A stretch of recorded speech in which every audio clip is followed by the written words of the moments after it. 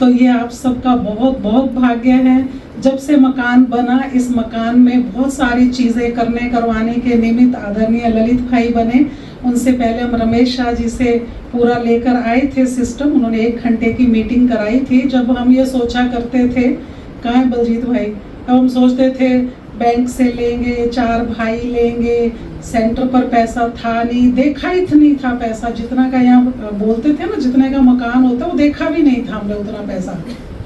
तो उन्होंने बड़े प्यार से 1 घंटा बिठा के वो जो बैंक से कर्जा लेना, ये लेना, सारा वॉश किया और फिर बल भरा और आकर 2-2.5 साल में क्या फटाफट धन इकट्ठा हुआ जो हमने सोचा भी नहीं था और बाबा का ये भवन तैयार हुआ। तो इसके बहुत इसके बीज में रमेश शाह भाई जी के बाद आदरणीय ललित भाई जी का बहुत अच्छा संकल्प था कि हर किराए के मकान वाले अपने सेंटर में होने चाहिए, बाबा के घर में होने चाहिए। तो हम बहुत ऊंची दृष्टि, ऊंचे विचार, सरल व्यवहार, मीठी वाणी, ऐसे हम आदरणीय ललित भाई जी का दिल से स्वागत करते हैं। आइए ललित भाई जी। भाषा बहन आइए। भाषा बहन आपके ही ऑफिस में हैं, अकाउंट्स की सेवा संभालती हैं। चार्टर्ड अकाउंट में स्वागत होते हैं, पंजाबी में होता है दृष्टि। खुले मन से होता यहाँ सबका स्वागत, खुले मन से होता यहाँ सबका स्वागत। नहीं गैर कोई ये अपनों की दुनिया, नहीं गैर कोई ये अपनों की दुनिया। खुले मन से होता यहाँ सबका स्वागत, नहीं गैर कोई।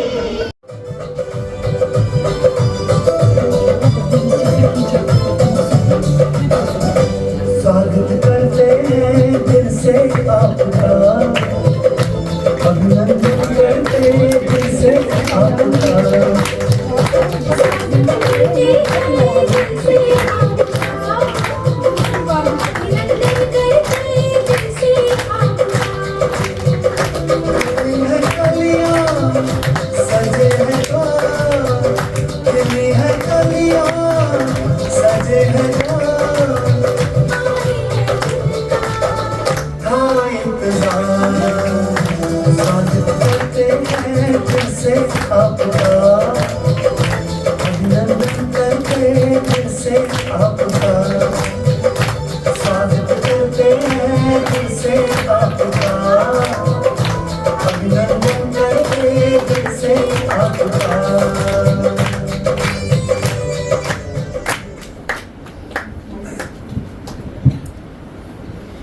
एक छोटी सी घटना सुनाती हूँ। शायद सन 99 की बात है या 2000 की बात है, एग्जैक्ट याद नहीं। जब हमारा अकाउंट ऑडिट जो है वो ऊपर होता था पांडव भवन में, और उससे पहले उप सेवा केंद्र का सेवा केंद्र के साथ होता था। तो मात्र यही एक उप सेवा केंद्र था सेक्टर 33 राजयोग भवन का, आंचल दीदी का। तो यही एक उप सेवा केंद्र था। तो पहले तो इकट्ठा होके जाता रहा, फिर वहाँ से सूचना आई कि अलग अलग होगा, मतलब जैसे सेवा केंद्र का होता है वैसे, फिर शायद कंप्यूटर पर होगा, ऐसी ऐसी बातें हुई। चलो हमारे लिए टेंशन का विषय था ये तो कि हमें कुछ आता नहीं था अकाउंट्स का। पवन भाई बहुत हेल्प करते थे, तो पवन भाई ही सब काम करते थे एक तरह से। तो स्थिति ये हुई कि एक लंबा सा चेक आया, उसका पवन भाई को भी नहीं पता, मुझे भी नहीं पता। तो पवन भाई कहते लगाना मत, मधुबन ले जाओ, अब तो आजकल अकाउंट्स की वो चलनी है। ना मोबाइल फ़ोन होते थे, हम सारे वहाँ ऐसे बैठे रहते थे, आवाज़ लगती थी तो चले जाते थे मेडिटेशन हॉल के अंदर, मेडिटेशन हॉल के बाहर, उसके ऊपर अकाउंट्स ऑफिस था, उसके बाहर आवाज़ लगती थी, फिर चले जाते थे। और जो नहीं होती थी बहन, उसको ढूंढते थे सारे पांडव भवन में, 5-6 बहनें मिलकर ढूंढती थी। 3-4 बहनों को बैच मिलते थे, उनका यही काम था, आवाज़ लगाओ, बहनों को ढूंढ के लाओ, ऐसा काम था। तो मैंने वो चेक ले लिया, लंबा सा, लगाया नहीं। तो ऑडिटर थे उस वक्त ललित भाई, इनको पहली बार देखा मैंने। तो जैसे वो ऑडिटर्स की टीम बैठी रहती थी, तो ये चेक की फोटो देखकर कहते, बहन जी ये तो शायद किसी NRI का दिया हुआ है। अब मुझे तो पता नहीं, NRI का भी नहीं पता। तो फिर मुझे लगा भाई ये तो कुछ गलतियां निकाल रहे हैं और मुझे मालूम नहीं है। मैं वो चेक लेके रमेश शाह जी के पास चले गई। रमेश भाई को जाके मैंने इनकी शिकायत लगाई। मैंने कहा वो पतला सा गंजा सा लड़का वो ये कह रहा है नया है वो, तो मैंने पहले नहीं देखा, नया है वो, ये कह रहा है कि ये चेक काम का नहीं है। रमेश भाई जी ने देखा, मैंने कहा, कहते ये आप देखो ये जो अपने और चेक होते हैं वैसा है। मैंने कहा नहीं वैसा तो नहीं है, कुछ लंबा सा है, अजीब सा है। तो कहते फिर ये काम का नहीं है। तो मैंने सोचा शायद नकली होगा, फ्रॉड होगा।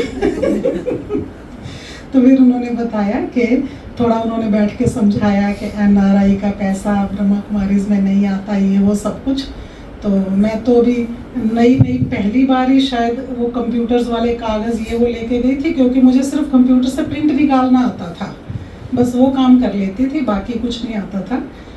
तो फिर वो इस तरह से पहला इनसे मुलाकात ऐसे हुई, जैसे पहली कई बार सतेंद्र भाई से मुलाकात होती है ना किसी की, तो उनका अनुभव ये होता बड़ा खड़ूस, बड़ा अक्खड़ भाई है, लेकिन बिल्कुल नारियल है ये, ऊपर से सख्त, अंदर से बहुत नरम कोमल अच्छी आत्मा। तो ऐसे ही तो ऐसा ही पहला एक्सपीरियंस हमारा ललित भाई के साथ था। लेकिन ये बोलते बहुत मीठा थे, तो इसीलिए वो ढक ली सारी बातें, कोई ये वो सब खत्म हो गई जो हमें समझ नहीं आई थी। उसके बाद तो हर साल मिलना होता था। तो आदरणीय ललित भाई जी अपनी किशोर अवस्था से ही ज्ञान में है, और हम चाहते हैं क्लास के साथ साथ अपना अनुभव ज़रूर सुनाएं। क्या चीज़ से आपको प्रेरणा मिली सेवा करने की, क्या बाबा ने परिवर्तन किया। और छुट्टियां हैं, आराम से बैठे रहना, जाने की मत करना, मधुबन की टोली खा के जाओगे आप, तो इसीलिए सभी आराम से बैठना। तो वो अपने जीवन का, किसी ने आपको टोका नहीं, रोका नहीं ज्ञान में चलने से, या क्या क्या विघ्न आए, सेवा करने की कैसे प्रेरणा मिली, बाप दादियों के साथ के एक्सपीरियंस, तो हम आदरणीय ललित भाई जी से सुनेंगे, फिर भाषा बहन से सुनेंगे बाद में। कितना टाइम है अपने पास? क्योंकि इन 32 सालों का, 33 सालों का भगवान के साथ का जो अनुभव है वो तो भागवत, पूरी भागवत है। इसलिए उस भागवत में से कौन सा चैप्टर सुनाना है वो मैं सोच रहा था। ओम शांति।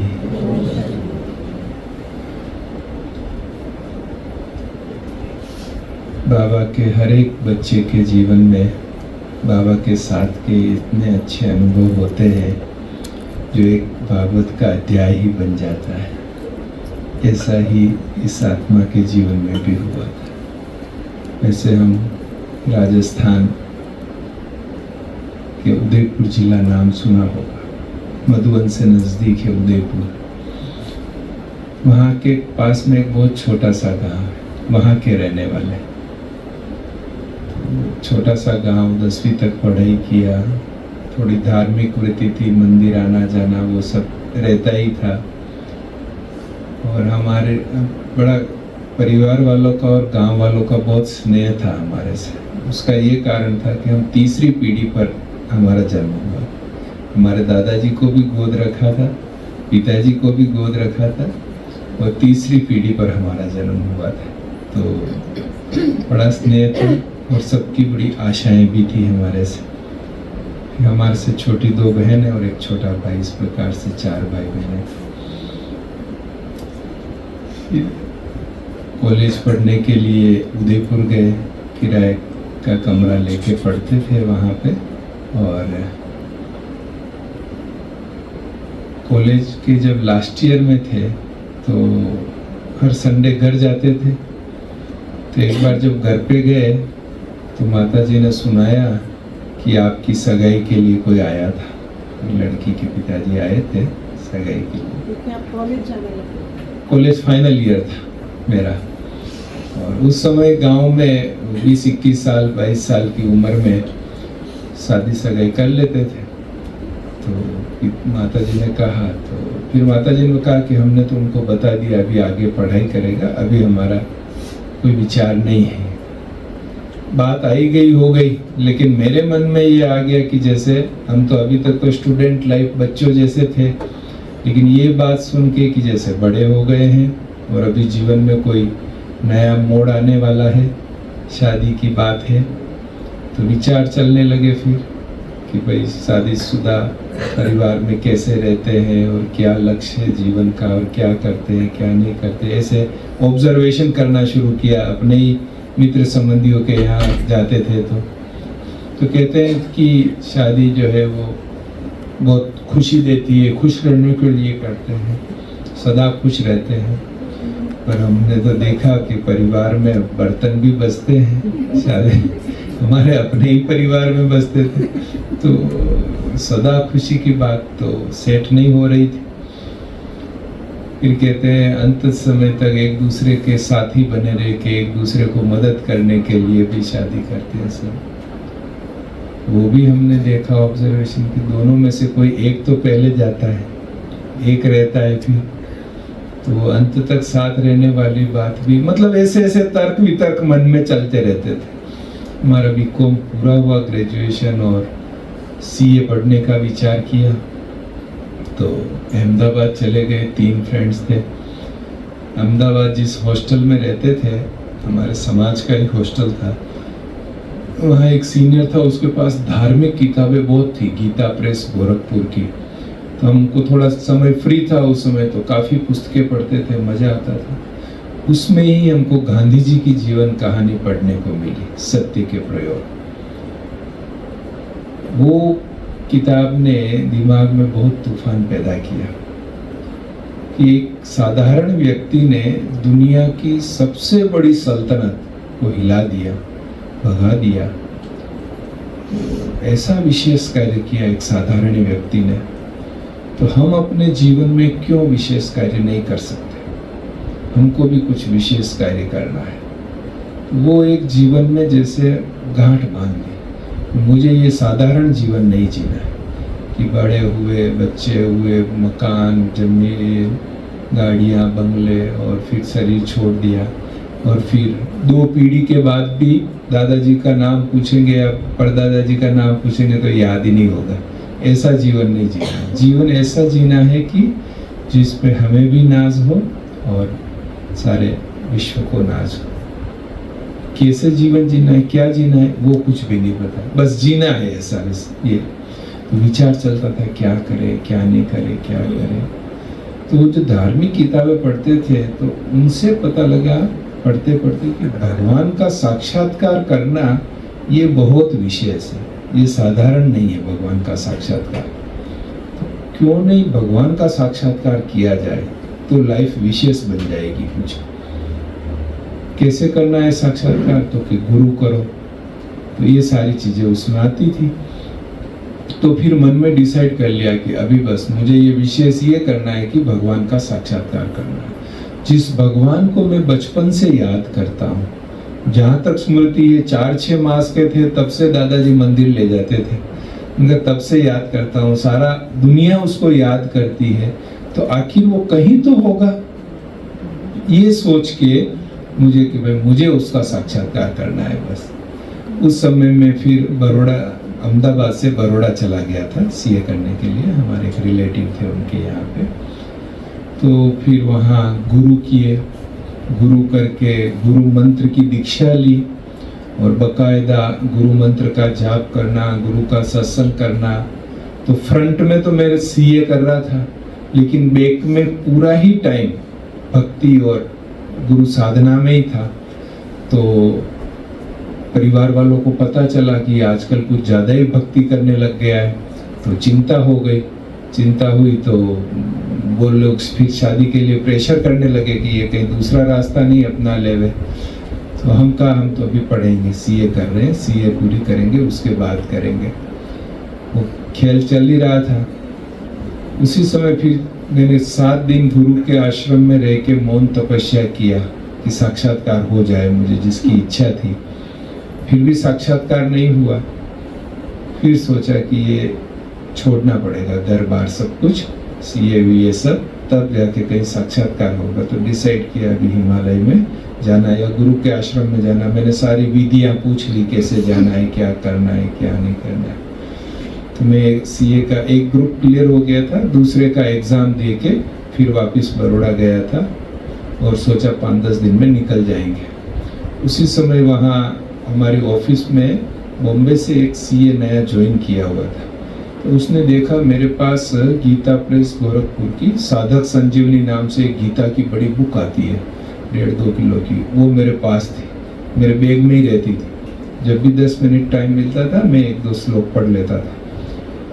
उसने कहा आपको गीता बहुत अच्छी लगती है पढ़ने की? मैंने कहा हाँ मुझे बहुत अच्छी लगती है। क्योंकि आपके घर के पास में गीता पाठशाला है, आप वहाँ जाओ तो आपको बड़ा मजा आएगा। मैंने तो ब्रह्मा कुमारी इसको देखा था, न बहनों को देखा था, न कभी कोई प्रदर्शनी झांकी, कुछ भी नहीं देखी थी। उसने सोचा गीता पाठशाला है, मैंने कहा चलो अकेले पढ़ रहे हैं तो सबके साथ जाके पढ़ेंगे। तो सवेरे सवेरे उन्होंने एड्रेस दिया तो मैं पहुंच गया। तो एक छोटा कमरा था, एक भाई सामने बैठ के कुछ पढ़ रहे थे, 8-10 लोग सामने बैठे थे, पीछे बाबा का फोटो था। मैंने सोचा इनके गुरुजी होंगे, साष्टांग प्रणाम किया और मैं भी बैठ गया। 5-10 मिनट में वो पूरा हो गया पढ़ने का, फिर सब चले गए। फिर मैं वो भाई को बोला, मैंने कहा मुझे गीता पढ़ना है तो यहाँ आके मैं पढ़ सकता हूँ? बोले हाँ आप आ सकते हो, आपको 7 दिन का कोर्स करना पड़ेगा। मैंने कहा मुझे कोर्स क्या करना, मैंने कई बार गीता पढ़ी और मुझे याद है गीता ऑलमोस्ट पूरी, तो कोर्स क्या करना? बोले नहीं ये थोड़ा नया ज्ञान है ना, इसलिए इसमें कोर्स 7 दिन का कोर्स है, वो कोर्स करना पड़ेगा। मैंने सोचा शायद इनको विश्वास नहीं हो रहा है, तो मैंने 3-4 संस्कृत में श्लोक सुना दिए गीता के। तो उन्होंने कहा नहीं अच्छा है, आपको आता है, पर ये कोर्स थोड़ा, ये ज्ञान नया है ना, तो थोड़ा सा कोर्स आपको लेना होगा। अब ये 1993 की बात है। तो उन्होंने, मैंने कहा कोर्स की तो फीस होती है और हमारे पास तो कोई ज़्यादा पैसे होते नहीं थे। उन्होंने कहा फीस कितनी है आपके कोर्स की? बोले कोई फीस नहीं, बस आप 1 घंटा आ जाइए कल 8 से 9। पर चलो ठीक है। मैं दूसरे दिन सवेरे 8 बजे गया तो उन्होंने कहा देखो ये ईश्वरीय विश्वविद्यालय है, जैसे दुनिया में यूनिवर्सिटीज़ होती है तो वहाँ मेडिकल की डिग्री मिलती है, वो खुद डॉक्टर थे भाई, वहाँ मेडिकल की डिग्री मिलती है, लॉ की डिग्री मिलती है, इंजीनियरिंग की डिग्री मिलती है। ऐसे यहाँ लक्ष्मी नारायण की डिग्री मिलती है, ये ईश्वरीय विश्वविद्यालय। और ये बड़े साइज का, ये लक्ष्मी नारायण का बिल्कुल ऐसा ही फोटो सजा हुआ उनके वहाँ उस कमरे में लगा हुआ था। तो उसकी तरफ इशारा करके कहा कि ये यहाँ पे डिग्री मिलती है। अब मुझे पता था कि वो भाई खुद शादीशुदा थे, वो और उनकी युगल रहते थे, और डिग्री भी लक्ष्मी नारायण जो शादी की हुई। तो मेरे मन में प्रश्न उठा, तो मैंने कहा आपके यहाँ हम कोर्स करेंगे तो शादी करना कंपलसरी है? अब उनके वो चेहरे पर अलग ही विचार आया, वो सोचे अब क्या जवाब देवे इसको, 21 साल की उम्र थी। वो बोले नहीं जैसे आपको ठीक। मैंने कहा नहीं मुझे आप क्लियर करो कि क्या शादी करना कंपलसरी है क्या? क्योंकि मैंने इसलिए पूछा कि मेरा लक्ष्य था भगवान का साक्षात्कार करना। तो गुरु के आश्रम में ही जब गुरु का सुनते थे, सब किताबें पढ़ते थे, तो गुरु के आश्रम में प्रतिज्ञा किया था कि ये जीवन ब्रह्मचर्य व्रत का पालन करेंगे, क्योंकि ब्रह्मचर्य व्रत का पालन करने से साक्षात्कार में सहायता मिलती है। अब शादी के बाद ब्रह्मचर्य व्रत तो हो नहीं सकता, भक्ति में तो यही समझते थे, इसलिए दूसरी प्रतिज्ञा किया कि इस जन्म में हम शादी नहीं करेंगे। तो ये 2 प्रतिज्ञाएं मैंने गुरु के आश्रम में की हुई थी, और यहाँ ये लक्ष्मी नारायण बना रहे थे। तो मैंने कहा ये तो गड़बड़ हो जाएगी फिर। तो मैंने कहा भाई आप बताओ कंपलसरी है क्या शादी करना है यहाँ पे? तो फिर उन्होंने कहा कि देखो ये तो हम तो भगवान का ज्ञान सुनाते हैं, बड़ा होशियार थे भाई। उन्होंने कहा हम तो भगवान का ज्ञान सुनाते हैं, शादी करना नहीं करना ये आपके व्यक्तिगत प्रश्न है, जो आपको करना हो करो, हमको उसके कोई लेना देना नहीं है। तो चलो ठीक है, तो फिर हम करते हैं, कोर्स करते हैं। पहले दिन आत्मा का करवाया, दूसरे दिन परमात्मा का। अब मैंने इतने शास्त्र पढ़े थे, अब ये कुछ अलग ही बता रहे थे, मन में इतना तूफान चला कि आखिर सच क्या है। मैंने जो इतना पढ़ा, इतना संतों से सुना, वो या ये जो कह रहे हैं, बहुत तूफान चला मन में। करें नहीं करें कोर्स, क्या करें। पर इनकी एक बात मुझे अच्छी लगती थी कि हर चीज लॉजिकल थी। जैसे आत्मा तो आत्मा के पिता आत्मा जैसे है, ये वो हर चीज लॉजिकल, 2+2 4 जैसे सेटिंग हो रहा था यहाँ पे। मैंने कहा चलो अपना तो भक्ति चालू है। उस समय भी मैं 3:30-4 बजे उठ के नहा धो के गुरु मंत्र की 21 मालाएं जपना ये सब चालू ही था। मैंने कहा अपना तो चालू ही है, इनका सुन लेते हैं, सुनने में क्या जाता है, ठीक है। मन को मजबूत करके सुनना चालू रखा। 5वें दिन जब सीढ़ी का लेसन करवाया 84 बर्थ का पूरा, तब ज्ञान एकदम क्लियर हो गया, माइंड में टोटल क्लियर हो गया।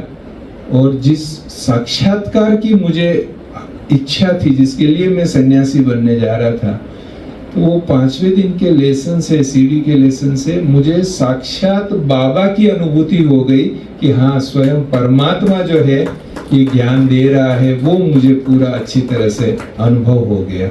और वो भी 5-10 सेकंड का साक्षात्कार नहीं कि अब तो जैसे जीवन भर के लिए बाबा मिल गया है, ऐसा अनुभूति हुआ।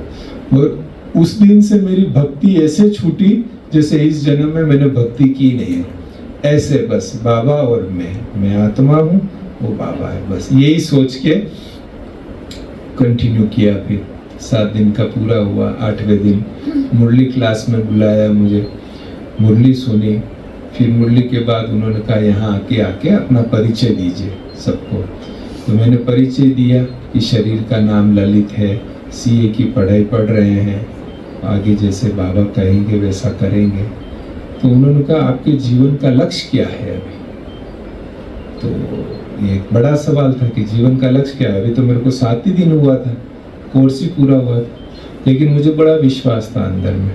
तो मैंने कहा कि मैं सतयुग में पहले जन्म में श्री कृष्ण के साथ जो उसका सखा रहता है ना, फुल टाइम जो उसका दोस्त है, वो पार्ट में प्ले करूंगा। ये मैंने अपने जीवन का लक्ष्य निर्धारित किया, बड़े विश्वास के साथ किया। और वही लक्ष्य आज दिन तक भी निर्धारित है। राधा बनना है, कृष्ण बनना है, नारायण बनना है, वो नहीं, श्री कृष्ण का सखा बनना है, और वो पार्ट मुझे प्ले करना है। तो वो लक्ष्य निर्धारित करने से जीवन में बहुत उन्नति हुई। क्योंकि जब एक लक्ष्य निर्धारित होता है ना, तो दिन होता है, रात होता है, किसी की कुछ परवाह नहीं होती है। लक्ष्य की तरफ ही बुद्धि रहती है और लक्ष्य की तरफ ही आगे बढ़ते हैं। अब मैं तो छोटे से गांव से था, पाठशाला में कोर्स किया था, पाठशाला में रह रहा था। तो कभी कभी विचार चलता था कि श्री कृष्ण तो सारी दुनिया की सेवा किया, तब उन्हें श्री कृष्ण का पद मिला। मैं श्री कृष्ण का साथी, मतलब श्री कृष्ण के समान ही हुआ, तो वो कैसे मिलेगा? उतने तो हमारी सेवा ही नहीं है कि उतनी हम सेवा कर रहे हैं कि ऐसा पद मिल जाए। तो बाबा से कहता था, बाबा जैसे भी हो, पद मुझे वही चाहिए, आपको जैसे सेवा करानी हो मैं हाजिर हूँ, बाकी पद मुझे वही चाहिए। ठीक है। बाबा ने धीरे धीरे उस पाठशाला से सब सेंटर में, सब सेंटर से सेंटर में, सेंटर से सब जोन में, सब जोन से जोन में, और फिर मधुबन में बिठा दिया। ये लक्ष्य के कारण मधुबन में बिठा दिया। और मधुबन में भी ऐसे डिपार्टमेंट में बिठाया जो पूरे भारत की सभी मुख्य बहनें और साथी बहनें वहां आती थी। तो सबसे कनेक्शन हो गया। अब जब बहनों से कनेक्शन हो जाता है तो भाई बहनों से भी कनेक्शन हो ही जाता है। तो इस प्रकार से सारे ही भारतवर्ष के बाबा के बच्चों से कनेक्शन हो गया और सेवा का चांस मिला। उसके बाद रमेश भाई जी के साथ रहते थे, 20 साल रमेश भाई जी के साथ सेवाएं की। तो अभी भाई साहब ने 2017 में अव्यक्त हुए, तो उसके बाद सारे विश्व की सेवा करने का भी चांस मिल गया। तो कैसे एक लक्ष्य पक्का रखा तो बाबा ने विश्व सेवाधारी बना दिया। ये हमारे जीवन में एक बहुत बड़ा हमने अनुभव किया है कि लक्ष्य पक्का रखने से कैसे उन्नति होती है। जब उधर हम सीए कर रहे थे तो अब सोचा सीए क्यों करने का, जब बाबा मिल गया, भगवान मिल गया, तो फिर सीए में टाइम क्यों लगाने का, क्योंकि बहुत पढ़ना पड़ता है, बहुत टाइम लगता है सीए में। हमने कहा छोड़ देते हैं। तो बहन जी को बोला बहन जी अभी हम सीए छोड़ देते हैं, हमको नहीं करना है। हमने शुरू से ये एक आदत अपने में रखी कि जो करना है बहन जी को पूछ के करना है। जो निमित्त है भगवान ने निमित्त बनाया है, भगवान निराकार है, साकार में उसको निमित्त बनाया है, उसको पूछ लेने का। जो भला बुरा होगा वो जाने, बाबा जाने, हम तो वो कहेंगे वैसा कर लेंगे। तो मैंने बहन जी को पूछा कि बहन जी मुझे तो अभी सीए नहीं करना है, आप बताइए क्या करूं मैं, क्योंकि मुझे तो भगवान चाहिए था और भगवान मिल गया। तो उन्होंने कहा कि देखो आपको सेवा ही करनी है। मैंने कहा हाँ सेवा करेंगे, जो बाबा कहेगा करेंगे, आप कहेंगे वो करेंगे। बोले जनरल सेवा कोई भी कर सकता है, लेकिन जो सीए की सेवा है ना वो सीए ही कर सकता है। अब आपका चूंकि ऑलरेडी 2 ग्रुप पास हो चुके हो, अभी 2 बाकी है, तो क्यों नहीं आप पूरा कर लो, ताकि बाबा आपकी डिग्री से बहुत सेवा कराएगा। तो मैंने कहा चलो ठीक है, जैसे आप श्रीमत दे रहे हैं। फिर मैं बाबा के रूम में गया। मैंने एक आदत तो निमित्त को पूछने की, और दूसरी आदत जो कुछ बात है जाके बाबा को सुना देने की, बाबा के कमरे में जाके बाबा को सौंप देने की, सुना देने की बस। तो बाबा के कमरे में गया और बाबा को कहा बाबा बहन जी कह रहे हैं सीए कर लो, डिग्री ले लो, मुझे पद पैसा पोजीशन नहीं चाहिए। आपको लगता है कि इस डिग्री से कोई सेवा होने वाली है तो आप डिग्री दिला देना, मैं पढ़ने में टाइम नहीं लगाऊंगा, वेस्ट नहीं करूंगा, आपको डिग्री दिलाना है तो दिला देना। तो ठीक है, मैं और मेरा एक कजिन एक कमरे में किराए पर रहते थे और पढ़ाई करते थे। वो 12-14 घंटा बैठ के मेहनत करता था, पढ़ाई करता था। मैं अमृत वेला, फिर मुरली क्लास में जाना, फिर मैं जॉब भी करता था, फिर सेवा सेंटर पर होती तो सेंटर पर सेवाएं करना, और शाम को आता था किताब लेके सोया पढ़ता था। कब नींद आती थी पता नहीं, किताब भी साइड में गिर जाती थी, सो जाता। वो मेरा फ्रेंड कहे कजिन कि मैं ललित स्टैम्प पेपर पर लिख के दे सकता हूँ कि तू सीए में पास नहीं हो सकता, कि हम यहाँ 14-14 घंटा बैठ के नोट्स बना रहे हैं, पढ़ाई कर रहे हैं, और तू आता है क्या पढ़ता है, नहीं पढ़ता है। फिर भगवान को जो मंजूर होगा हो जाएगा, निश्चिंत रहे, तू भी और मैं भी निश्चिंत रहो। ऐसे करके पढ़ाई किया। अब बाबा का कमाल देखो, मैं एक के बाद एक एग्जाम 6-6 मास में एग्जाम होता था, तो मैंने दोनों ग्रुप पास कर लिए, सीए हो गया। और मेरा वो कजिन मेरे बाद 6 एग्जाम और दिए उसने, 3 साल और लगा, फिर वो पास हुआ सीए। तो बाबा ने ऐसे पास करा लिया। अब इधर मेरी जॉब भी लग चुकी थी। अब परिवार वालों को पता चला कि ये कहीं ब्रह्मा कुमारी में जाता है, किसी को कुछ भी पता नहीं था ब्रह्मा कुमारी के बारे में। जब ये पता लगा तो और भी उनको ये हो गया कि ये क्या हो रहा है। इधर उधर से पता किया तो नेगेटिव सुनने को मिला संस्था का, तो फिर वो प्रेशर करने लगे कि नहीं अभी तो तेरी सगाई करनी है, अभी तो ये करनी ही है। तो पहले तो मैंने बहाना दिया था कि सीए हो जाऊंगा फिर देखूंगा, पहले एक बार मुझे पढ़ाई पूरी करनी है। जब नौकरी भी लग गई, सीए भी ऑलमोस्ट होने ही वाला था, तो उनका प्रेशर और बढ़ गया। पिताजी बहुत गुस्सा करते थे और बड़ा बंधन वाला था मेरा मामला। एक बार घर पे उसी गांव में रहते थे आप, कहाँ गए फिर? नहीं, मैं बड़ौदा से अहमदाबाद आ गया। बड़ौदा में ट्रेनिंग पूरी की, बाबा का ज्ञान बड़ौदा में मिला। फिर मैंने कहा उनके साथ लौकिक मासा जी थे, तो उनके साथ रहना एक बंधन था, इससे अच्छा अहमदाबाद में इंडिपेंडेंट रहेंगे, जॉब करेंगे। तो मैं फिर अहमदाबाद आ गया था, 94 में ही मैं अहमदाबाद आ गया। और अहमदाबाद में मैं किराए के कमरे में रह के फिर सेंटर पर भी जाने लगा और ये कर रहा था। तो उस समय फिर कभी कभी 2-4-6 मास में गांव जाते थे, तो वहाँ भी बड़ा माहौल ऐसा हो जाता था। मैं जब 2 किलोमीटर पैदल चलना पड़ता है हमारे गांव जाने के लिए, तो रास्ते में सब पहचानते थे, गांव में तो सब एक दूसरे को पहचानते थे। सब मुझे सलाह देते थे, देखो ललित, माँ बाप का कहना मानना चाहिए, ये करना चाहिए, वो करना चाहिए। रात को घर में सभा लग जाती थी, बिन बुलाए ही सभा लग जाती थी, मेरा ज्ञान सुनने के लिए नहीं, मुझे समझाने के लिए, सुनाने के लिए। राम ने भी शादी की थी, कृष्ण ने भी शादी किया था, गृहस्थ जैसा तो कोई धर्म ही नहीं है, ये वो सब समझा।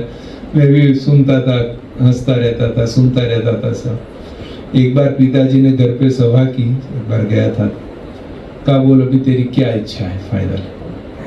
मैंने कहा पवित्र जीवन जिएंगे, आपकी भी सेवा करेंगे, तपस्या करेंगे। तो उन्होंने कहा आज के बाद घाव में पैर रखा तो पैर काट दूंगा, आना ही नहीं है तेरे को यहाँ पे, बस है ही नहीं हमारा। ऐसे मतलब गुस्सा किया था सब। हम हंस रहे थे, मुझे मन में कुछ भी नहीं होता, मुझे यही था कि इनको बाबा का परिचय नहीं है इसलिए विरोध कर रहे।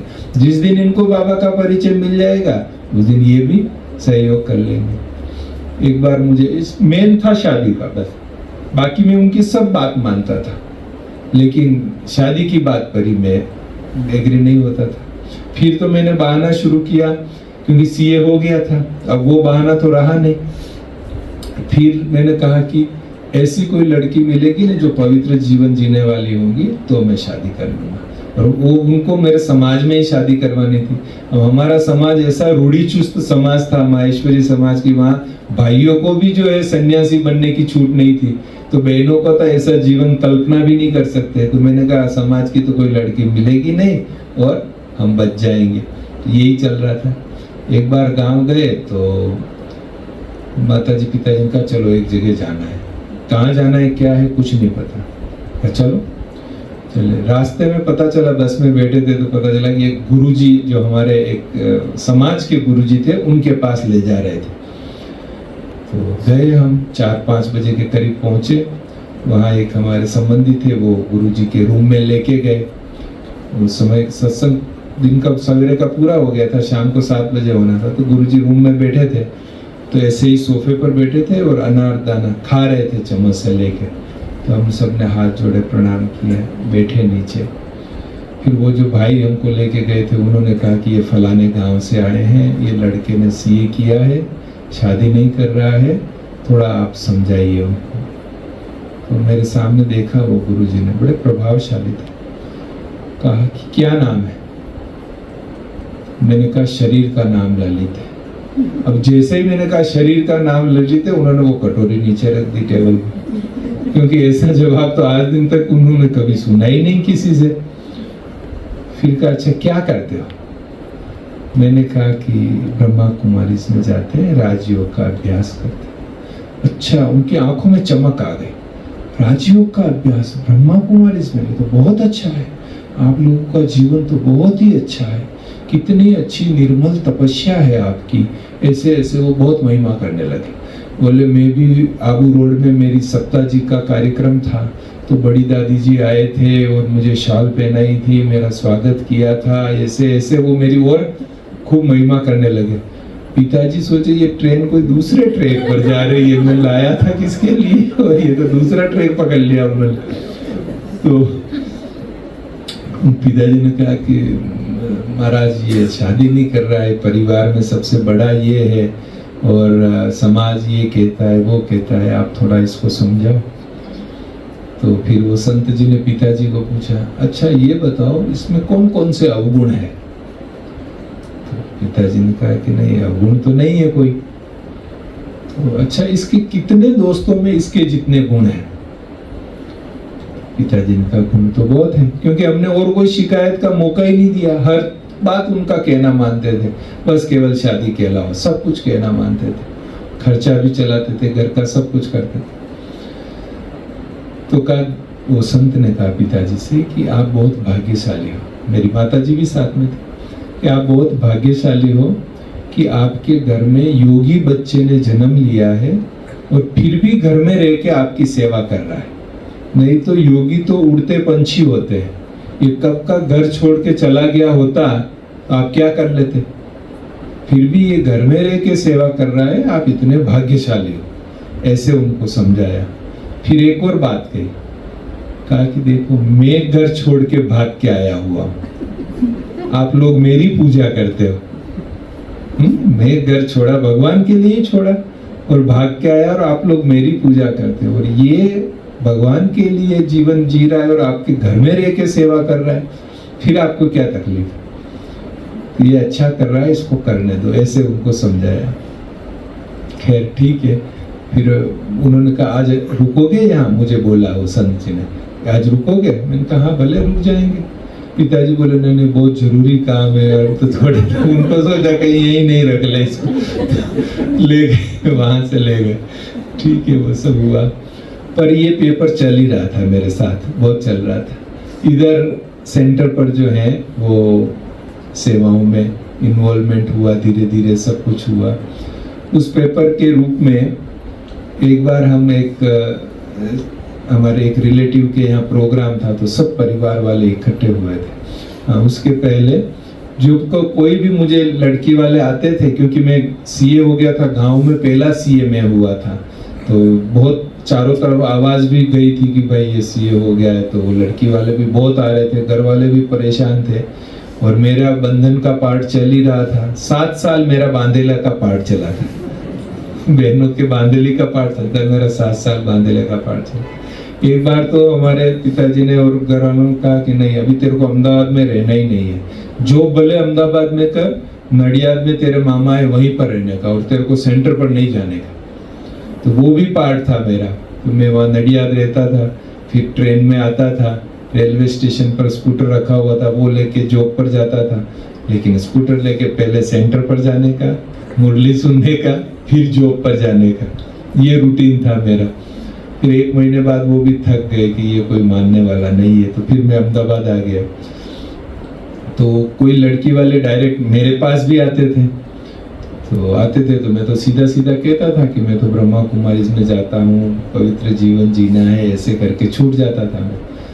एक बार एक भाई आए, तो वो भी ऐसे ही पूछने लगे, तो मुझे पता चला कि ये उनके लड़की के लिए आए, तो उनको भी मैंने ऐसे ही जवाब दे दिया, चले गए। फिर जब वो एक रिलेटिव के यहाँ प्रोग्राम था, सब इकट्ठे हुए थे, तो उसके 1 दिन पहले वही प्रोग्राम में ही मेरे माताजी और मेरे मामी जी और मुझे कहा चलो एक जगह जाना है। वो बताते नहीं थे कहाँ जाना है, क्या जाना है, चलो भाई चले गए। वो हमारे मदर की मासी का घर था वहाँ उसी शहर में, उनके यहाँ गए। तो फिर मुझे पता चला ये मुझे क्यों लाए, क्योंकि मदर के मासा जी ने जब देह त्याग किया था, तो वो आत्मा वापिस आती थी, उनके बहू के शरीर में आती थी, और वो आत्मा पावरफुल थी। तो किसी का बिजनेस नहीं चल रहा है, किसी का सगाई नहीं हो रहा है, किसी का और कोई प्रॉब्लम है, तो उनसे पूछते थे और उनको सॉल्यूशन मिलता था, और सबका बड़ा विश्वास था कि यह आत्मा काम करती है। तो वहाँ मुझे लेके गए। फिर मुझे याद आ गया कि यहाँ इसलिए लेके आए हैं। फिर वो बैठी थी, वो माता जिनके शरीर में आते थे, तो वो बैठे थे, हम भी सामने बैठे थे, अगरबत्ती लगाई थी उन्होंने सब। उन्होंने उस आत्मा का आह्वान किया, मैंने बाबा का आह्वान किया कि बाबा आप आ जाओ। वो आत्मा तो आप परमात्मा, तो आपको अभी देखना है कि क्या करना है, कैसे क्या करना है। तो वो इनकाउंटर चल रहा था वहाँ आत्मा परमात्मा का। तो वो आत्मा आई और आके फिर वो बात किया, तो उन्होंने कहा, मामी जी ने कहा ये अपना ललित जो है ये शादी नहीं कर रहा है, और उससे सब समाज में ऐसा कह रहे हैं, वैसा कह रहे हैं, तो आप कुछ करो कि ये शादी कर ले, सगाई कर ले। तो उन्होंने मुझे दृष्टि दी और मैंने भी उनको दृष्टि दी कि बाबा आपको अभी संभालना है, ये कारोबार आपका है, अभी आगे का जो भी करना है वो सब। तो मैंने भी दृष्टि दिया उनको। फिर उन्होंने कहा सामने से कि देखो ये जहाँ भी जाता है ना, वो भगवान का काम है, इसलिए आप इसको रोको नहीं। ये अच्छे काम में जाता है, अच्छी जगह जाता है, तो आप इसको रोको नहीं, इसको जाने दो जहाँ जाता है। तो उनका लेकिन घर में बड़ा है, ये शादी नहीं करता है, तो समाज वाले क्या कहते हैं, छोटे भाई बहनों की शादी बाकी है, तो ये है वो है, आप इसको कैसे भी इसका मन बदलो और शादी। उनका देखो मैं गारंटी नहीं ले सकता इसकी कि मैं इसकी शादी करवा दूंगा, वो गारंटी नहीं लेता हूँ। लेकिन मेरे को गेहूं के दाने दिए 5 साल कि इसको 6 महीने तक अपने साथ ही रखना, इसमें एक भी दाना गिर गया तो मैं बीमार कर दूंगा तेरे को, ये साथ में रखना। और उनको कहा कि मैं कोशिश करूंगा कि इसका मन बदले, कि मैं ये कोशिश करूंगा, बाकी मैं गारंटी नहीं ले सकता। मैंने तो दाने लेके पर्स में रख दिए, ठीक है। हम आ गए वापिस। दूसरे दिन जो है वो प्रोग्राम में बैठे थे, और अचानक हमारे बहनोई जी आए कि चलो लड़की देखने जाना है। मैंने कहा लड़की देखने जाना है, ये क्या बात है? बोले अहमदाबाद में एक भाई आपसे मिलने आए थे ना। उनको तो कई आते हैं, क्योंकि नहीं अभी थोड़े समय पहले आए थे, वो उनकी लड़की यहाँ पास में ही शहर है दूसरा, वहाँ रहते हैं और वो बुला रहे हैं लड़की देखो। मैंने कहा लेकिन हमने तो बोला था कि ये सब पवित्र जीवन जीना है, वो सब बोले हाँ वो आए हैं तो जाना है। अब मैं मेरे शब्दों में फंस गया था, क्योंकि मैंने कहा था कि ऐसी कोई लड़की मिलेगी तो शादी कर लूँगा, और अभी वो सामने से आ गए तो ज़बरदस्ती फिर जाना पड़ा मुझे भी उनके साथ। तो मेरे मामा जी भाई ऐसे मिल के हम 3-4 जने गए। अब शादी तो करनी थी नहीं, क्या पूछे क्या बात करे, कुछ नहीं, जाके बैठे ऐसे ही। आधे घंटे में उन लोगों ने जो पूछना था सब पूछा, और फिर कहा चलो ठीक है हम चलते। मैंने कहा ये कहीं मेरी मौन स्वीकृति मान लेंगे, मैं कुछ नहीं बोला तो जैसे कि इसको भी मंजूर है ऐसा मान लेंगे। तो मैंने कहा कि मुझे इनसे बात करनी है अकेले में। कहा ठीक है, पास में गार्डन था तो वहाँ जाके मैंने आधा पौना घंटा उनको समझाया, वो बहन को, कि मेरा जीवन तो ऐसा है, बचपन से ही मैं ऐसा हूँ, पवित्र जीवन जीना है मुझे, तो ये मेरे जीवन का लक्ष्य ऐसा था, ऐसे करके सब समझाया मैंने। फिर मैंने कहा आप ऐसा करना, आप मना कर देना कि मुझे लड़का पसंद नहीं है, बहुत लंबा है, मुझे पसंद नहीं है, ऐसा करके आप मना कर देना, मुझे कोई बुरा नहीं लगने वाला, मैं यही चाहता हूँ। तो ऐसे करके हम निकल गए वहाँ से। तो रास्ते में वो हमारे बहनोई जी मामा जी पूछे भाई क्या हुआ, मंजूर है ना, सब है ना। मैंने कहा आप लोग ऐसे ही ले आते हो, कौन लड़की को मंजूर होगा, आप जबरदस्ती ऐसे ही करते हो। ऐसे करके मैंने सोचा बात पूरी हो गई। थोड़े दिन बाद मैं तो जॉब कर रहा था अहमदाबाद में, तो ऑफिस में बैठा था, तो फिर वो उसके पिताजी आ गए मिलने के लिए। कहा कि आपके पिताजी से मिलना है, कब मिल सकते हैं। मैंने कहा किस लिए मिलना है, तो कि वो आगे की बात करने के लिए। तो मैंने कहा आपकी लड़की ने हाँ बोला है। बोले हाँ बोला है तभी तो मैं आया हूँ। मैंने कहा ये क्या मुसीबत आ गई। और मैंने कहा मेरे पिताजी तो अभी प्रोग्राम में गए हुए, एक मेला है वहाँ, 5-7 दिन बाद आएंगे। तो ठीक है फिर मैं बाद में आके मिल लेता हूँ। मैंने कहा आपके घर का नंबर दीजिए ना जरा, मोबाइल नहीं होते थे उस समय, लैंडलाइन थे। तो उनके घर का नंबर लिया। मैंने कहा वो आपकी लड़की का नाम क्या है, उनका फिर किसी तो रॉन्ग नंबर लग जाएगा तो उनका नाम भी ले लिया। फिर वो गए और फिर मैंने घर पे फ़ोन किया उनको, वो बहन से बात किया। मैंने कहा आपके पिताजी आए थे, तो कि हाँ आए थे, आने वाले थे वो। मैंने कहा आपने हाँ बोला है, तो कि हाँ मैंने हाँ बोला। मैंने कहा शायद ये पवित्र जीवन ये वो समझी नहीं होंगी। मैंने कहा मैंने आजीवन ब्रह्मचर्य व्रत पालन करने का नियम लिया हुआ है, और कहीं किसी सोशल में नहीं इन्वॉल्वमेंट, टोटल तपस्वी लाइफ, ऐसा मेरा जीवन है सारा। क्योंकि हाँ कोई बात नहीं, वो तो मैं समझ गई थी। मैंने कहा देखो आप मेरे पैर के नीचे से धरती खिसक गई थी, मैं अंदर समा रहा था। मैंने कहा ये क्या है। मैंने कहा देखो आप जल्दी नहीं करो, आराम से निर्णय लो, कोई जल्दी नहीं करो, या आपके पिताजी प्रेशर कर रहे हो तो आप उनको समझाओ, लेकिन ये कि नहीं ऐसी कोई बात नहीं है, वो तो मेरी ही इच्छा की ऐसा। मैंने कहा अच्छा ऐसा है तो एक बार हम वापिस मिलते हैं। ऐसे करके एक बार वापिस में मिला उनसे, वापिस उनको सारी चीज़ें समझाई सब कुछ। फिर जहाँ पे मैंने कोर्स लिया था वहाँ लेके गया उनको, उसी शहर में मिला था, तो उस कोर्स में वहाँ पाठशाला में लेके गया। तो वो जो डॉक्टर की युगल थी उसने भी बहुत समझाया। बोले ये ललित ये बिल्कुल सन्यासी से भी और गया हुआ है, ना कुछ खाने पीने का शौक है, ना इसको कहीं घूमने का शौक है, ये तो बचपन से इसका जीवन ही ऐसा है। तू ऐसा क्यों बनना चाहती है, इसका तो लक्ष्य है जीवन का, तेरा तो जीवन का लक्ष्य नहीं है, फिर तू क्यों चाहती है। और कल उठ के ये होगा वो होगा, उन्होंने मतलब बहुत अच्छी तरह से उसको समझाया। फिर मैं उसको रेलवे स्टेशन तक छोड़ने गया स्कूटर पर, तो मैंने सोचा अब समझ गई होंगी, तो वहां पे उतर के बोली मेरे निर्णय में कोई परिवर्तन नहीं है। अब मेरे लिए हालत खराब हो गई। अब मैंने कहा बाबा अब आप ही संभाल सकते हो। वो कहते हैं भक्ति में द्रौपदी जी की लाज बचाई थी, तो वो तो बचाई कि नहीं बचाई पता नहीं, अब मेरी बचानी है। आप इतना बाबा को याद करो, इतना याद करूं बाबा के, वो ज्वाला स्वरूप योग क्या होता है तपस्या, तब मुझे पता चल गया था। इतना बाबा को याद करो, बाबा कैसे भी करके अब इस एपिसोड को पूरा करो। और पूरा अब ऐसा ही कुछ था ये भी अभी मामला, मेरी गलती थी कि भाई मैंने बहाना दिया था कि भाई ऐसा होगा तो मैं कर लूंगा, अपने शब्दों में फंसा हुआ था मैं। फिर ऐसा हुआ कि एक बार पिताजी का फोन आया कि अभी मामा जी के यहाँ आ जाओ, आगे का सब फाइनल करना है। अब मेरा जो साथी ब्रदर साथ में रहता था, कजिन, उसको लेके मैं मामा जी के वहाँ दूसरे शहर में गया, नडिया। तो मैंने उसको बोला भाई तू तो मुझे बचा, तू तो मेरा जीवन जानता है कि मेरे जीवन का क्या लक्ष्य है, तो तू तो कम से कम कह दे परिवार वालों को भाई इसकी इच्छा नहीं है, ये सब नहीं। लेकिन वो खुद ही चाहता था कि मेरी शादी हो, इसलिए उससे भी ज़्यादा आशा रखना। मैंने कहा तू विश्व कल्याण का तो सोच, तू मेरे बारे में क्यों सोच रहा है, मुझे विश्व कल्याण के लिए सेवा करनी। गए, बैठे, सब सभा लगी थी घर बड़ों की, मामा जी सब थे, बैठे थे। तो पिताजी चूंकि मेरे से तो गुस्सा करते थे, मुझे नहीं, वो कजिन को ही पूछा, अच्छा अब इसकी क्या इच्छा है बोल।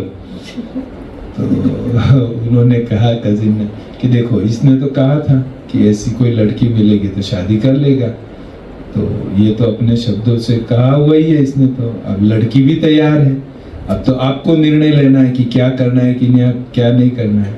मैं इतना बाबा को याद करूँ, इतना याद करूँ कि बाबा बस आज कैसे भी करके मुझे बचा ले, अब जिंदगी में ऐसी गलती नहीं करूँगा मैं, अब आज बचा ले मुझे, इतनी बाबा की याद, गहरी याद। तो अचानक पिताजी बोले, पिताजी के जैसे जुबान पर सरस्वती माँ बैठ गई हो ऐसे, तो वो जैसे नहीं, कुंभकर्ण ने इंद्रासन के बजाय निंद्रासन मांग लिया था, तो ऐसे ही पिताजी बोले कि जब इसको ऐसा ही जीवन जीना है तो ये अकेला ही बहुत है, दो को लाके क्या करेंगे। तो पिताजी ने ही सामने से कि दूसरी को लाके क्या करेंगे, अकेला ही बहुत है। तो मैंने कहा बाबा थैंक यू, आपने आखिर बचा ही लिया मुझे, अब मैं जो है आगे ध्यान रखूंगा। और उस पेपर में से वो तब पेपर पूरा हो गया, फिर उसके बाद जो है वो बातें नहीं चली और वो सब पूरा होगा। लेकिन पिताजी खफा तो थे ही मेरे से, तो नाराज तो थे ही। मेरे से जो छोटी दो बहनें थी, उसमें से एक बहन की शादी तो उन्होंने करवाई दी थी जब मैं पढ़ रहा था, तब ज्ञान में तो कोई थे नहीं। दूसरी की शादी के लिए उन्होंने लड़के देखे थे पर कुछ सेट नहीं हो रहा था। तो मैं जब घर पे गया तो मेरे पर गुस्सा निकाला कि तुम ब्रह्मा कुमारी में जाता है ना, इसलिए तेरी बहन से कोई शादी नहीं करता है, अब इसके लिए लड़का ढूंढना और इसके शादी का सारा खर्च करना वो तेरी जवाबदारी है। ठीक है। मैं बाबा के कमरे में गया, बाबा को बोला पिताजी ने ये सेवा दिया है, लड़का ढूंढना है बहन के लिए और शादी का खर्चा करना है, आप देख लेना जैसे करना हो करना। मतलब बड़ा इजी वे में मैं सब बाबा को बोल देता था, बाबा को सौंप देता था कि आपको जैसे करना हो कर लेना। बाबा से जैसे एग्रीमेंट साइन किया था, सीए एग्रीमेंट साइन करते हैं ना, तो बाबा से ऐसे एग्रीमेंट साइन किया था कि आप जो कहेंगे वो मैं करूँगा और मेरा जो भी काम है वो आप कर लेना, छोटा मोटा ही होता है अपना, तो आप वो कर लेना। ऐसा एग्रीमेंट बाबा से साइन किया था, तो बाबा को बता दिया जाके। अब मैं अहमदाबाद में जॉब कर रहा था, तो मुझे बहन जी ने कहा, चंद्रिका बहन जी जो महादेव नगर वहाँ क्लास करता था, तो कि मधुबन से निमंत्रण आया है ऑडिट की सेवा में जाने के लिए, तो आप जाएंगे 15 दिन के लिए। वो फर्स्ट टाइम निमंत्रण 1997 की बात है ये।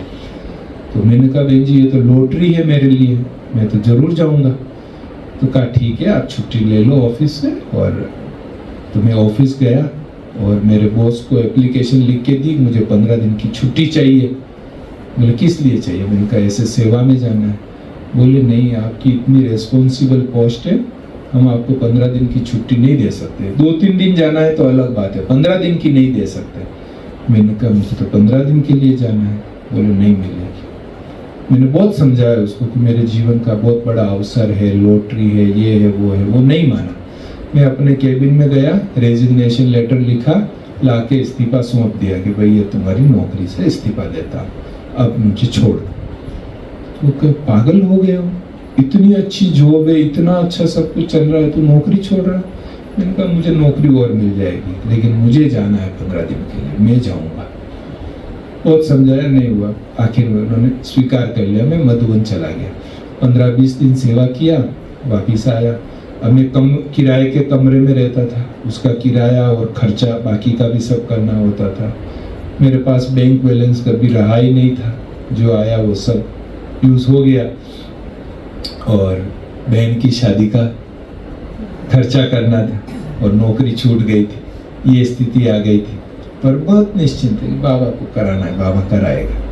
तो मैंने बहन जी को कहा, बहन जी मेरे पास अभी 3 ऑप्शन है, या तो मैं अहमदाबाद में दूसरी नौकरी करूं, या कहीं विदेश में मैं नौकरी का ट्राई करूं, या अपना खुद का सीए का ऑफिस करूं, आप जो कहेंगे मैं कर लूंगा।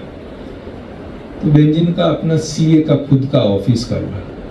मैंने कहा ठीक है, और मन में सोचा सीए का ऑफिस करना हो तो कहीं ऑफिस किराया लेना पड़ेगा, उसको डिपॉजिट देनी पड़ेगी, फर्नीचर बनाना पड़ेगा, तब जाके ऑफिस होगा, पैसे तो है नहीं।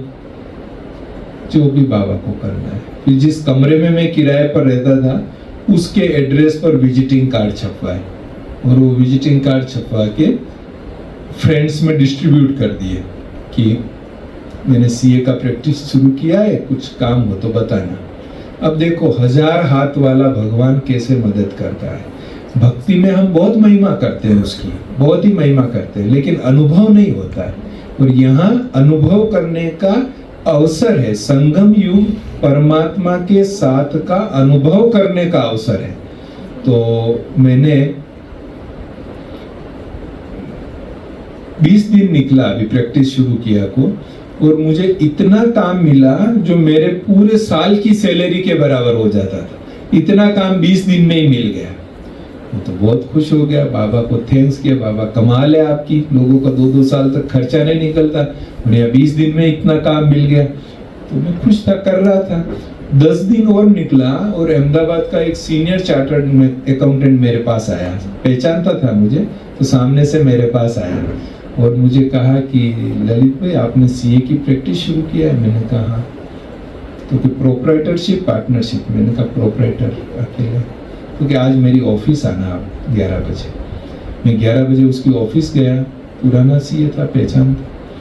उसने कहा देखो मेरे पास बहुत प्रैक्टिस है, बहुत क्लाइंट है, लेकिन अब मेरी उम्र हो रही है, तो मैं चाहता था कि मुझे पार्टनर बने कोई, तो अगर आप पार्टनरशिप में आते हो तो इतना % मैं आपको शेयर दूंगा। अब पुरानी फर्म में पार्टनर बनना हो तो कुछ कैपिटल गुडविल के रूप में देना पड़ता है, तब वो पार्टनर लेते हैं। मैंने कहा भाई मेरे पास तो आपके पास को देने के लिए कुछ नहीं है, मैं कैसे पार्टनर बन सकता हूँ आपका। बोले नहीं आप चार्टर्ड अकाउंटेंट है, आप बैठो काम शुरू करो, इसी महीने से मैं आपको इतना % शेयर दूंगा। मैंने कहा ठीक है, मैं आपको शाम को बताता हूँ। फिर मैं बहन जी के पास गया और बहन जी को पूछा कि बहन जी ऐसा ऑफर है, क्या करना है। मतलब मैं घर में रहता था तो भी जूते खरीदता था तो बहन जी से पूछ के खरीदता था। ये नियम था कि हम अपने को जवाबदारी लेनी नहीं है, जो है बहन जी की जवाबदारी अच्छा बुरा का, तो उनके ऊपर ही डाल देता था सब। तो उन्होंने कहा ठीक है ज्वाइन कर लो पार्टनरशिप। मैंने पार्टनरशिप ज्वाइन की। जिस महीने में मैंने पार्टनरशिप ज्वाइन की उसी महीने में वहाँ एक एक्स्ट्रा इनकम शुरू हुई, नई इनकम, और उसमें मुझे बहुत अच्छा शेयर मिल जाता था मेरा।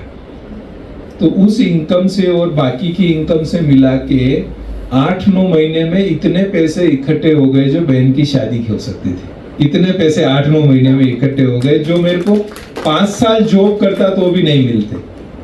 वो 8-9 महीने बाबा ने नौकरी छुड़ाई, रोड पर ले आया और फिर ऐसा चक्कर चलाया जो 8-9 महीने में वो काम हो गया। उधर एक बहुत अच्छा लड़का भी मिल गया, बहुत अच्छा परिवार मिल गया, तो सगाई फिक्स हो गई, शादी हो गई। जब शादी बहुत अच्छी तरह हुई, पिताजी और माताजी सब सोचे ये तो नौकरी भी छूट गई थी, इसके पास इतना पैसा आया कहाँ से। अब 1000 हाथ वाला तो हमको दिखाई देता है, उनको कहाँ दिखाई देता है। आखिर शादी पूरी हुई, सब बैठे थे, तो लड़के के पिताजी ने हमारे पिताजी को कहा कि आपको पता है अपना परिचय नहीं है, फिर भी हम आपकी लड़की को ले जा रहे हैं, क्यों ले जा रहे हैं। मैंने कहा बताइए क्यों ले जा रहे हैं। पिताजी ने कहा बताइए क्यों ले जा रहे हैं। उन्होंने कहा जब पहली बार ललित जी और आप हमारे घर आए थे और जो ललित जी का परिचय आपने दिया था, उससे मुझे हुआ कि जिस घर में इतना धार्मिक प्रवृत्ति वाला भाई है, उसकी बहन कितनी अच्छी होगी जो हमारे घर को संभालेगी, इसलिए हम आपकी लड़की को ले जा रहे हैं। हमारे पिताजी ने क्या उलाहना दिया था कि तुम ब्रह्मा कुमारी में जाते हो, इसलिए तुम्हारी बहन से कोई शादी नहीं करता, और बाबा ने रिप्लाई क्या दिलाया कि ब्रह्मा कुमारी में जाता है इसलिए आपकी बहन लड़की को हम ले जा रहे हैं। ये भगवान के काम करने का तरीका है, बस केवल हम विश्वास रख के उसको सौंप दें। भक्ति में ही मैंने भगवान को समर्पित हो गया था, क्योंकि गीता में एक श्लोक आता है, अनन्यस चिंतयन्तो माम ये जना पर्युपास्ते तेषाम नित्याभियुक्ता नाम योगक्षेम वहाम्यहम्। इसका अर्थ है, भगवान कह रहे हैं कि जो अनन्य भाव से मेरा चिंतन करता है उसकी समस्त जवाबदारी मेरे ऊपर है, उसका योगक्षेम मैं वहन करता हूँ। योगक्षेम का अर्थ है अप्राप्ति की प्राप्ति कराना, प्राप्ति की रक्षा करना। तो मुझे लगा भगवान गारंटी ले रहा है, जब भक्ति करता था तो भगवान गारंटी ले रहा है, फिर मुझे किस बात की चिंता करने की। बस मुझे तो बस भगवान पर समर्पित होना है, और तब से मैं भगवान पर समर्पित हो गया। तो जीवन में बाबा ने ऐसे अनेक अनुभव कराए हैं कि जब निराकार स्वयं आके स्वाकार में कैसे काम करता है, ये प्रत्यक्ष अनुभव जीवन में बहुत हुए हैं। हमारी बहन जी, कविता बहन जी जानती, 7000 सेंटर्स का ऑडिट होता है, 7000 ब्रह्मा कुमारी के और संस्थाओं के पास ऑडिट होती है। कोई मनुष्य का काम ही नहीं है कि ये सब कर सके। बाबा निमित्त बना के हमारी टीम बनाई हुई है, हम बैठे हैं, बाकी सब वो खुद कर रहा है, ऐसा सब अनुभव होता है। कहानी बहुत लंबी है, जितनी मैं 2007 में एक्चुअली रमेश भाई जी की तबीयत थोड़ी थोड़ी ऐसे होने लगी थी। एक बार अव्यक्त बाप दादा तीनों भाइयों से मिल रहे थे, बड़े भाइयों से, तो अव्यक्त बाप दादा ने रमेश भाई को बोला कि अभी आप सामान तैयार करो, साथी तैयार करो, ऐसा रमेश भाई ने बोला। और 97 से मैं ऑडिट की सेवा में तो हर साल जाता ही था, तो रमेश भाई जी के बहुत क्लोज था। मधुबन में भी निर्वेर भाई जी, दादियाँ सब मुझे पहचानने लग गए थे। एक तो लंबाई इतनी थी कि एक बार देखने के बाद कोई भूलता नहीं था, तो पहचानने लग गए। तो धीरे धीरे सबके साथ स्नेह होता गया और अच्छी तरह से सब चल रहा था। एक बार दादी ने वर्ष 2000 में मुझे बुलाया, आंगन में बैठी थी दादी, मैं पांडव वो मेडिटेशन हॉल से सेवा करके नीचे उतरा, अकाउंट्स डिपार्टमेंट से सेवा करके भोजन की तरफ जा रहा था, तो बड़ी दादी प्रकाश मणि दादी ने बुलाया, इधर आ। मैं गया, कभी शर्म आती थी दादी के सामने, ऐसे जाते नहीं थे, थोड़ा बड़ा रिस्पेक्ट होता है तो वो होता है। मैं दादी के सामने खड़ा रहा, दादी ने कहा तू मेरी नज़रों में है, मुझे इतना ही बोला, तू मेरी नज़रों में है, चला गया। फिर बात थी चली थी बीच में कि फुल टाइम से मधुबन में आ जाओ, मधुबन में आ जाओ, लेकिन मुझे मतलब परिवार वालों की जवाबदारी भी मेरे ऊपर थी, और बहन जी भी थोड़ा नहीं छोड़ रहे थे कि सेवा में कर रहा है। यूथ विंग की बहुत सेवाएं करते थे 97 से, ऑल इंडिया की सेवाएं की काफ़ी। लेकिन फिर जब बाप दादा का वो इशारा मिला था, तो निर्वेर भाई जी ने बहन जी को कहा कि बहन जी अब आप ललित को छोड़ दीजिए, अब ललित को फुल टाइम मधुबन में भेज दीजिए।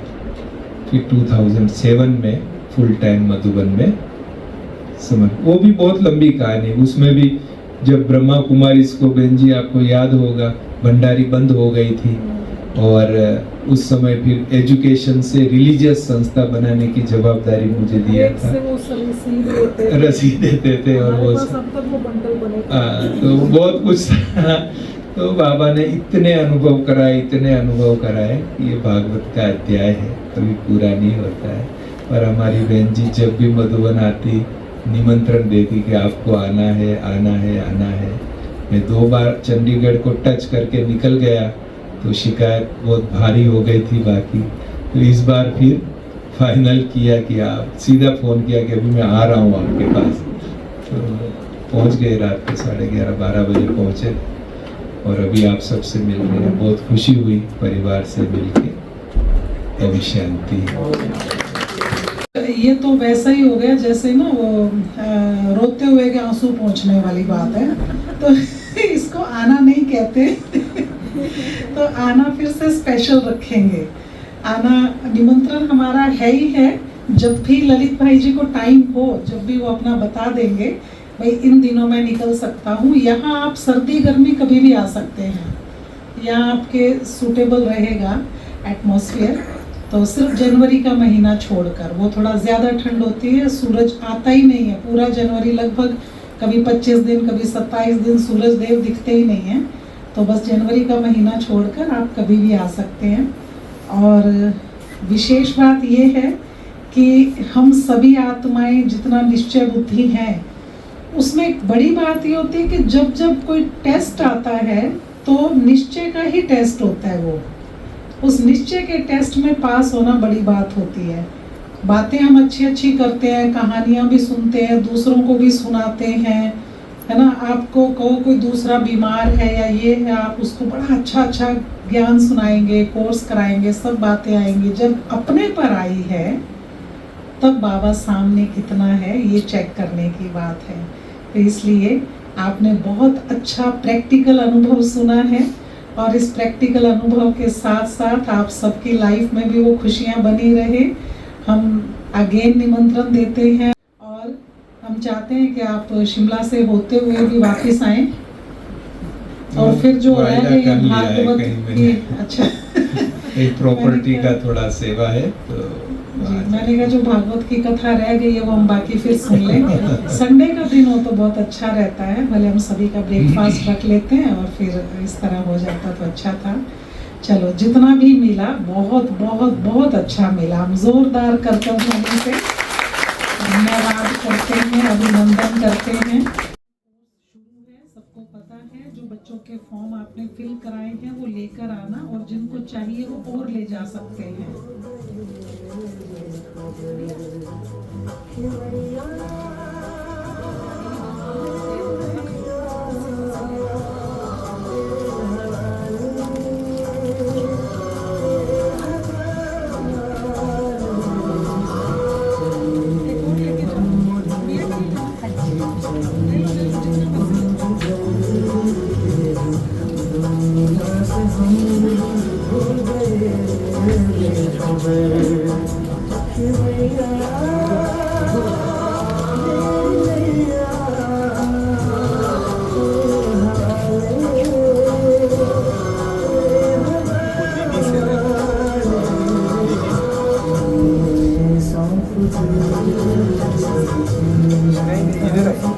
मेरे बाबा, प्यारे बाबा, इस जग में तेरे जैसा कोई नहीं है। मेरे बाबा, प्यारे बाबा, इस जग में तेरे जैसा कोई नहीं है। तुझको है पाया, सब कुछ है पाया, पाने को बाकी अब और नहीं है। तुझको जो पाया, सब कुछ है पाया, पाने को बाकी अब और नहीं है। पाने को बाकी अब और नहीं है। एक माटी काली से